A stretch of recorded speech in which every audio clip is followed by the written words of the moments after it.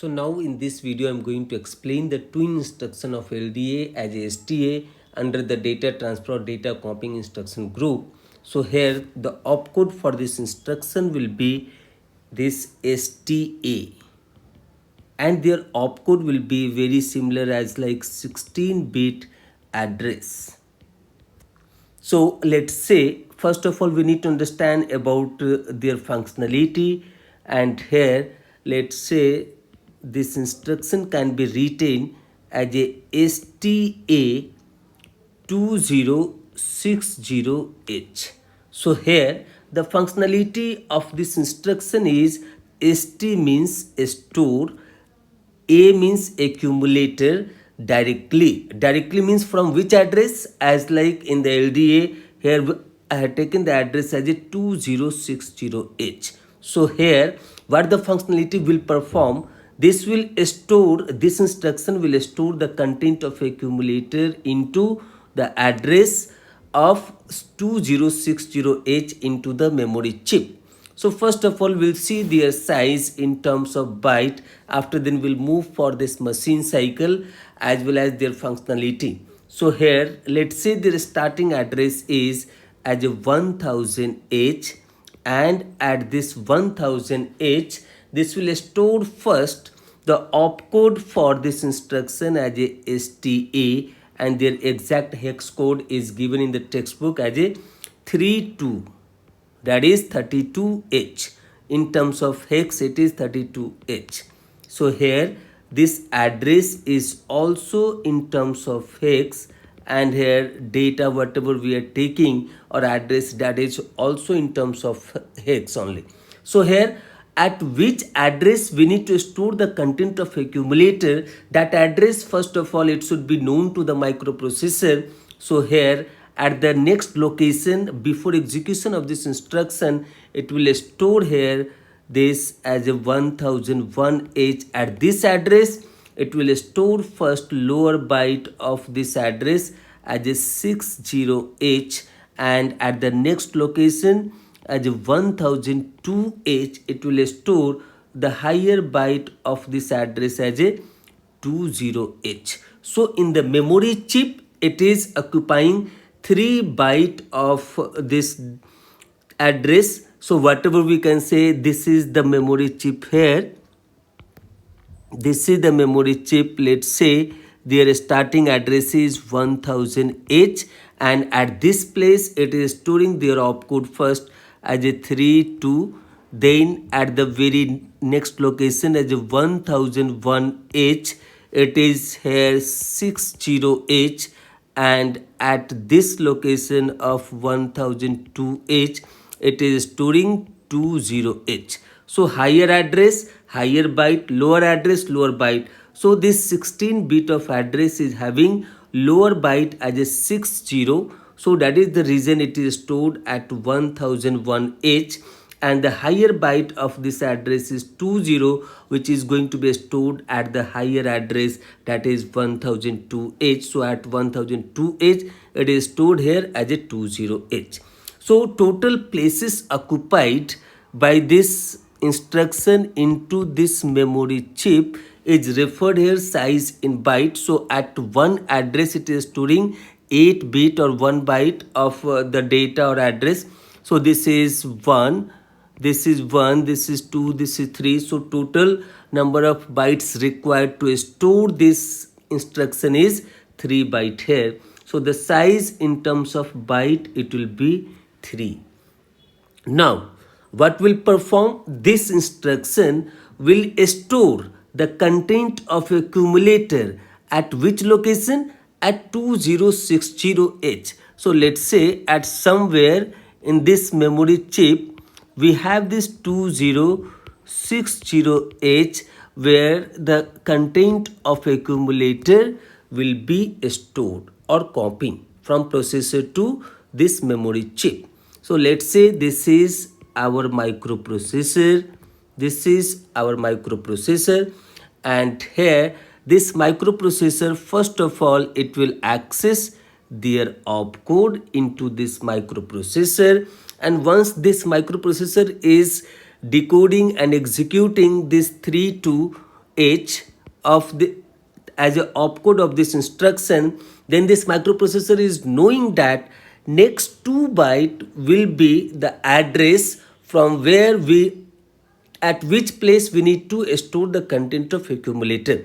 So before going to store the content of accumulator, this processor must have to know the address. So in the next operation, it is going to read the lower byte of this address as a 60H. So this 60H will be readed from 1001H, followed by the higher byte of the address as a 20H will be read it from the location 1002H. And now till this moment of operation, microprocessor is knowing the address from where or at which place we need to store the content of accumulator. So now this microprocessor will return back this address whatever they read it as a 2060H onto their address line, and it is selecting this address. It is selecting this address, and this address is passes through this address line as a A0 to A15, and at this address it is going to select this location, and through the data line this microprocessor is going to be stored the accumulator of content at this location through this data line that is having D7 to D0. 8 bit of data line it is going to be stored here through this data line. So now by this way it is completing their operation. So in the fourth machine cycle, what will happen?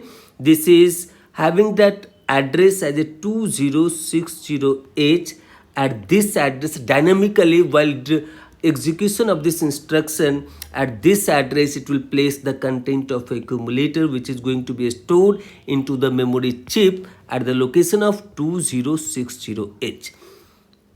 So after successful execution of this instruction, what will happen? The content of accumulator will be stored at this location. So let's say before execution of this instruction, if this accumulator is having some data as a EFH. So after execution of this instruction at 2060H, if you'll find out, then you will get it the content as a EFH. So at this place EFH is stored by the successful execution of this instruction. So now if you'll count how many times it has accessed this memory chip, those are called as number of machine cycle.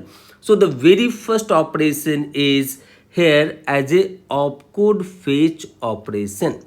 The very first operation is opcode fetch operation. Second operation is reading of this lower byte of the address is called here as a memory read. So whether this microprocessor is reading their at this moment this 60H will be treated as data. At this moment 20H will be treated as data, and at this moment 2060H whenever it is placed at their address line will be treated as address. So reading of this 60H is also called as memory read, and the reading of this 20H is also called here as a memory read operation. And after this, after completion of this three operation, in the fourth operation microprocessor is returning back this address as a 2060H, and by this way it is going to select this location, and at this location it is going to store the content of accumulator through this data line. So storing into the memory is called here as a memory write operation. It is called here as a memory write operation.